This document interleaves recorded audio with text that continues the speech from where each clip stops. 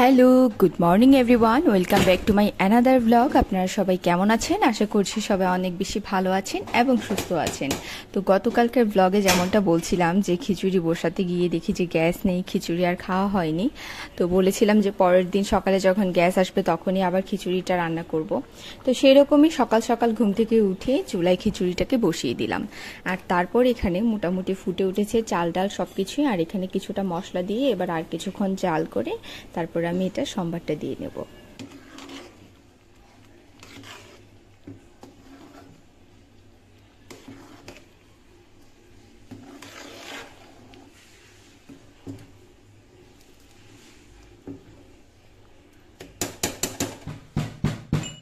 তো এখানে ফোড়নে দেওয়ার জন্য আমি আদাটাকে ভালো করে থেতো করে নিচ্ছি আর আমার যত রাগ আছে সব মিটিয়ে নিচ্ছি।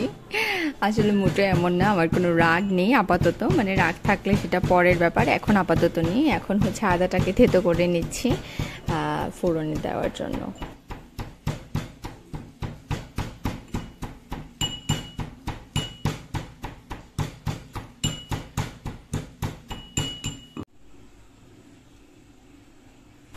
তো এখানে কড়াইয়ে তেল দিয়ে দিলাম, সর্ষের তেল দিয়েছি কারণ খিচুড়িতে বা এগুলোতে হচ্ছে সর্ষের তেল দিতে পছন্দ করি, তাহলে হচ্ছে ভালো একটা স্মেল হয়। আর তারপর এখানে তেজপাতা আর 4-5টা শুকনা মরিচ দিয়ে ভালো করে প্রথমে তেলে নিচ্ছি। তো তারপর আবার খিচুড়ি রান্না করতে গিয়ে দেখি যে 5 ফোড়ন নাই, মানে আজকের এই খিচুড়িটা রান্না করতে গিয়ে মোটামুটি অনেক বাধার সম্মুখীন হয়েছি, অনেক অবস্টাকেল ছিল। কিন্তু তারপরেও যাই হোক, এখানে 5 ফোড়ন হাতে বানিয়ে নিয়েছি কারণ আলাদা আলাদা ইনগ্রিডিয়েন্টসগুলো সবার বাসাতেই মোটামুটি থাকে। তো এখানে 5 ফোড়ন না, এখানে 3 ফোড়ন হয়ে গিয়েছে। এখানে জিরা দিলাম, কালো জিরা দিলাম আর সর্ষে দিলাম। আর মেথিও শেষ হয়ে গিয়েছে, মিষ্টি জিরাও শেষ হয়ে গিয়েছে। তো যাই হোক, এখানে দেওয়ার পর ভালো করে ফোড়নটা যখন চলে এলো, এবার আমি আদাগুলোকে থেতো করে রাখা আদাগুলোকে দিলাম। এবার ভালো করে ভাজা ভাজা করে নিলাম। আর তারপর এখানে দিয়ে দিলাম বাকি মশলাটুকু। এবার মশলাটা সহ সমস্ত কিছু ভালো করে কষিয়ে নিব। আর আগে থেকে খিচুড়ি সিদ্ধ করে রাখা যেটা ছিল সেটার মধ্যে দিয়ে ভালো করে মশলাটাকে মিশিয়ে তারপর চুলায় বসিয়ে দিব, যেন আস্তে আস্তে করে জাল করে ভালো একটা স্মেল বের হয়। কারণ সম্ভার দেওয়ার পরে জাল করতেই হয়, তা না হলে খেতে ভালো লাগে না।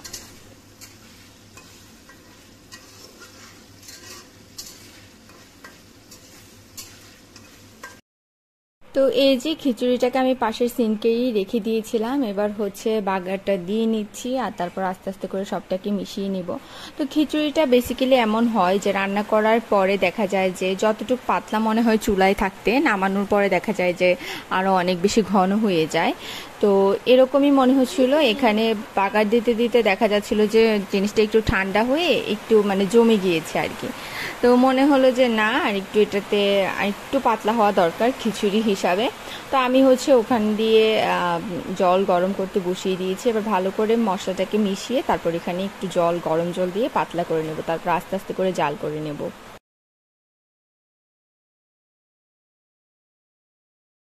তো রান্না করতে করতে এত সুন্দর স্মেল বের হচ্ছিল, আমি জাস্ট ওয়েট করতে পারছিলাম না। আর কি আর বলবো, মানে ওয়েট করতেই পারছিলাম না, যেহেতু আমার খুবই ক্রেভিংস হচ্ছিল কয়েকদিন ধরেই।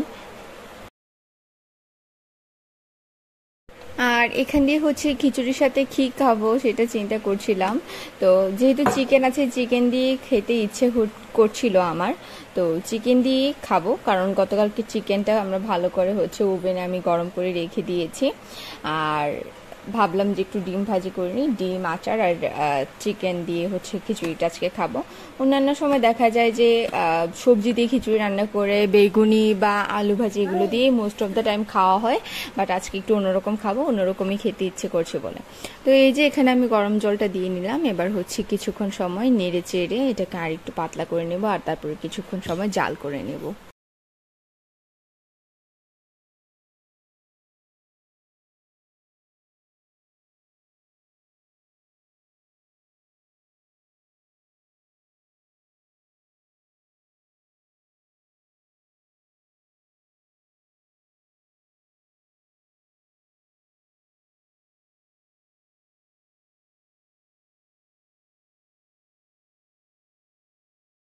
তো এই যে অনেকটাই পাতলা হয়ে গিয়েছে খিচুড়িটা, দেখতে পাচ্ছেন। তো এই কনসিস্টেন্সিটাই বেসিক্যালি হচ্ছে পারফেক্ট, কিন্তু তারপরও যেহেতু একটু জাল করেছি আর একটু শুকিয়ে গিয়েছে। আর এবার হচ্ছে সবশেষে উপর থেকে ঘি দিয়ে দিলাম। এত ভালো হয়েছিল, ছি এভাবে বলাটা ঠিক না, নিজের রান্নার নিজের প্রশংসা করছি, বাট হ্যাঁ খুব ভালো হয়েছিল। এই কারণে ভালো হয়েছিল কারণ এটা একদমই আমার মায়ের রেসিপি। আমি মায়ের রেসিপিটাই ফলো করি। মায়ের খিচুড়িটা খুবই টেস্ট হয় আর মা খুবই এক্সপার্ট। আমি যদিও ভুনা খিচুড়ি রান্না করতে ভালো পারতাম, বাট আমার এই ঝুলা খিচুড়িটা কখনোই ভালো হতো না। তো যাই হোক, একেবারে মার সমস্ত টিপস ফলো করেছি, একদম মায়ের মতো হয়েছিল। তো এই যে এখানে হচ্ছে ডিমগুলোকে ভেজে নিচ্ছি।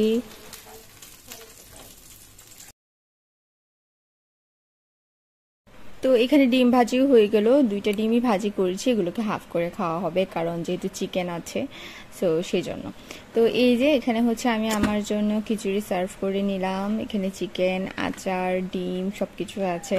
অ্যান্ড ফাইনালি হচ্ছে আমার এত দিনের ডিজায়ার, এত অবস্ট্যাকেল পার করে তারপর আমার খিচুড়ি এসেছে আমার হাতে। তো যাই হোক, খুব এনজয় করেছিলাম খিচুড়িটা। অ্যান্ড আপনাদের সবাইকে ইনভিটেশন রইল, আপনারা চাইলে আমার বাসায় আসতে পারেন খিচুড়ি খাওয়ার জন্য। আমি অবশ্যই আপনাদেরকে খিচুড়ি আর চিকেন করে খাওয়াবো। তো যাই হোক, এইভাবে করে হচ্ছে সকাল দুপুরটা কেটে গেল। তো তারপর যেমনটা হয় আসলে, মানে অনেক কাজ থাকে বাসায়, অনেক কাজ থাকে, তো সব কিছু তো আসলে ব্লগে তুলে ধরা সম্ভব হয় না। তারপর হচ্ছে সব কাজ টাজ কমপ্লিট করে বিকালবেলা হচ্ছে আবার আরও বেশি টায়ার্ড লাগে, তো দেখা যায় যে তখন একটু রেস্ট করি, তখনও আর কোনো কিছু দেখাতে ইচ্ছে করে না। বাট হ্যাঁ, এখন যেহেতু একটু এক্সাম, তো সেই জন্য একটু চাপে আছি, চাপে আছি। এক্সামটা কমপ্লিট হয়ে গেলে আমি আশা করছি আপনাদেরকে নিত্য নতুন অনেক কিছু দেখাতে পারবো। যদিও এখন একঘেয়েমি হয়ে যাচ্ছে, প্রতিদিন কি করি টুকিটাকি এগুলোই আপনাদেরকে শেয়ার করি। তো যাই হোক, এখানে সন্ধ্যাবেলা একটু ঘুমিয়েছিলাম আর কি আমি বিকালে। তো সন্ধ্যাবেলা ঘুম থেকে উঠে হচ্ছে চা নিয়ে সোজা পড়তে বসে গিয়েছি। আর কোনো কথা হবে না, এখন রাত 12টা পর্যন্ত পড়তে হবে, কারণ 12টার পরে আবার আমার আরেক ডিউটি। আমার ছেলে এত ঘুমের ডিস্টার্ব করছে, কি বলবো আর কি, যেন আমার ছেলেকে মুখ লাগিয়ে দিয়েছে। মানে ও হচ্ছে যা এত মানে একেবারে জন্মের পর থেকে যা করতো না, এখন এগুলো সব কিছুই করছে। যাই হোক, পিছনে মা হচ্ছে পূজা দিয়ে নিয়েছে, আর পূজা দিচ্ছিল আর কি সন্ধ্যাবেলা। আর এখানে হচ্ছে এই যে দেখেন ম্যাথের কি অবস্থা। আমি এই ম্যাথগুলো মোটামুটি ইজি, বাট তারপরও মানে আমার মাথা ঘুরিয়ে যাচ্ছে দিন দিন, মানে এমন কিচ্ছু মনে রাখতে পারি না। আর যাই হোক, এখানে তারপর হচ্ছে আমার পড়তে পড়তে হঠাৎ মনে হলো আমার শরীরটা খারাপ লাগছে, প্রেশার লো, সম্ভবত প্রেশার লো এমনই ফিল হচ্ছিল, কারণ প্রেশারের খুব ঝামেলা করছে, আপনারা ইদানিং কয়েকদিন ধরেই দেখছেন। তো ভাবলাম একটা স্যালাইন গুলে খেয়ে নেই, স্যালাইন খেলে তো প্রেশারটা অনেকটা নর্মাল হয়ে যায়, তো সেরকমই আর কি। আসলে মেডিসিন থেকে যতটা বিরত থাকতে পারি সেরকমটাই ট্রাই করি, কারণ সব কিছুর একটা সাইড এফেক্ট থাকে। তো চেষ্টা করি যতটুকু ন্যাচারাল ওয়েতে যতটুকু হিল করা যায় আর কি। তো এখানে হচ্ছে স্যালাইনটাকে আমি ভালো করে গুলে নিচ্ছি, তারপর হচ্ছে স্যালাইনটাকে খেয়ে নেব। আচ্ছা, তারপর হচ্ছে আবার মনে হচ্ছিল যে অ্যাসিডিটি হয়েছে, তো সেরকম হচ্ছে একটা ওষুধ খেয়েছিলাম, স্যাক্লো নামের একটা ওষুধ আছে। এই যেমন এখন ভয়েস ওভার দিচ্ছি, আমার বেবির আওয়াজ পাচ্ছেন একটু পরপর আপনারা, মানে ও যে এত বিরক্ত করে ইদানিং, এত বিরক্ত করছে, মানে আমি জাস্ট টায়ার্ড, আমার জাস্ট মেজাজে ঠিক থাকে না। তো যাই হোক, এরপরে স্যালাইনটা খেয়ে নিয়েছিলাম। আর এখানে হচ্ছে এই যে দেখেন, আমি আমার জন্য একটা ডিমও সিদ্ধ বসিয়ে দিয়েছি। মা বলছিল যে একটা ডিম সিদ্ধ করে খেয়ে নিস রাতের বেলা, তো ভাবলাম যে ত্রিবের জন্য একটা ডিম সিদ্ধ করতে বসিয়ে দিই। তো এখানে হচ্ছে ত্রিবের হচ্ছে কোয়েলের ডিম থাকে, ওর জন্য কোয়েলের ডিমটাই বসিয়ে দিলাম। আর এখানে হচ্ছে একটু লবণ দিয়ে নিচ্ছি, কারণ এভাবে করে লবণ দিলে দেখা যায় যে খোসার সাথে করে ডিমটা উঠে আসে না, সুন্দরভাবে খোসাটা উঠে আসে, নয়তো অনেক সময় দেখা যায় যে খোসার সাথে ডিম উঠে চলে আসে। তো আমি এভাবে করে ডিম সিদ্ধ করি, আবার অনেকে কাঁচা হলুদের গুঁড়া দিলেও দেখা যায় যে ভালো হয়। মোটামুটি এরকম ভালোভাবে সিদ্ধ হয়ে যায় আর ডিমের খোসাটা সুন্দর করে উঠানো যায়। আমার ছেলে বলছে বিপ বিপ, ওকে ও হচ্ছে ডিমকে বিপ বলে। তো এই যে এখানে হচ্ছে পড়ার টেবিলে বসেছিলাম তারপরে, আর ও হচ্ছে এখানে দেখেন কি করছে, উনো কার্ডগুলো নিয়ে চলে এসেছে। উনো কার্ডগুলো ড্রেসিং টেবিলের মধ্যে ছিল আর কি, আমি আমার বোন লুকিয়ে রেখেছিলাম। ও ওখানে চেয়ারে করে উঠে উনো কার্ডগুলোকে বের করে নিয়ে এবার আজকে এগুলো দিয়ে খেলা শুরু করেছে। তো এই যে দেখেন, কিছুক্ষণ পর ওকে খুঁজে পাচ্ছি না, কোথাও খুঁজে পাচ্ছি না, ডাকাডাকি করছিলাম আমরা সবাই। তো রান্নাঘরে এসে দেখি ও 4-5টা বাটি সাজিয়েছে, এগুলোর মধ্যে কোথা থেকে যেন এই নোংরা পানি টানি নিয়েছে, আর তারপর হচ্ছে উনো কার্ডগুলোকে ভিজিয়ে ভিজিয়ে খেলছে। মানে ওর যে কি খেলা, উনো কার্ডগুলোই নষ্ট করে ফেললো। বেচারা নিজের মতো করে ইচ্ছে মতো হচ্ছে খেলা বানায়।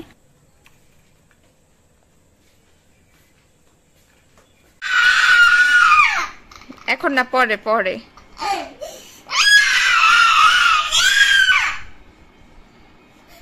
কয়টা বাজে তুমি দেখছো? কয়টা বাজে? কয়টা বাজে দেখছো?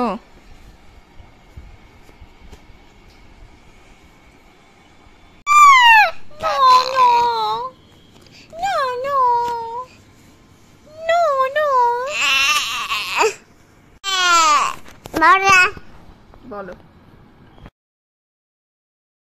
তো এই তো তারপর রাতে সমস্ত কাজ ছেড়ে ওকে নিয়ে বসেছিলাম। ঘুমাবে কখন অনেক ট্রাই করছিলাম, সে তো কোনোভাবেই ঘুমাবে না। সেই 12টা থেকে ট্রাই করতে করতে 1টা বেজে গিয়েছে। এখন সে বায়না ধরেছে এত রাতে সে ছাদে যাবে, সে বারবার ছাদে যাওয়ার কথা বলছিল আমাকে। তো কি বলবো আর, মানে ওকে আর কোনোভাবে আমি কন্ট্রোল করতে পারি না। রাত বিরাতে কান্নাকাটি, চিৎকার চেঁচামেচি, মানুষ না জানি কেমন মনে করে, ভয় পেয়ে যায় এত রাতে চিৎকার শুনলে। স্বাভাবিক, বাচ্চা চিৎকার করলে সবার খারাপই লাগবে বা ঘুমের ডিস্টার্ব হবে। তো যাই হোক, আজকের ব্লগ এই পর্যন্তই ছিল। সবাই ভালো থাকবেন, সুস্থ থাকবেন। ব্লগ কেমন হয়েছে অবশ্যই কমেন্ট করে জানাবেন, আর যারা এখনো সাবস্ক্রাইব করেন অবশ্যই সাবস্ক্রাইব করে দেবেন। দেখা হচ্ছে নেক্সট ব্লগে। Till then, tata.